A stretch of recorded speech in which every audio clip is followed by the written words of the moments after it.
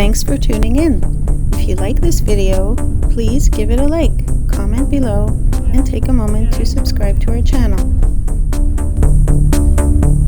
Nestled along the southern shores of the Gaspé Peninsula, Paspébiac is a charming town, steeped in history and surrounded by natural beauty.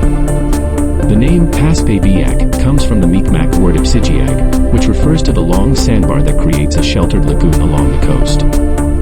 One of the most fascinating highlights of Paspébiac is its Paspébiac historic site, a national treasure showcasing its 19th century fishing industry. This area was home to two major Anglo-Norman fishing companies, Charles Robin and Company and the Le Boutillier brothers. These companies exported dried cod around the world and built an impressive network of workshops, warehouses, and shipbuilding facilities here. In fact, you'll find the largest wooden building with an exposed structure in North America on this site. The town's coastal setting along Chhaleurs Bay offers picturesque views and opportunities to enjoy the water, whether you're strolling along the beaches or dining at local seafood restaurants.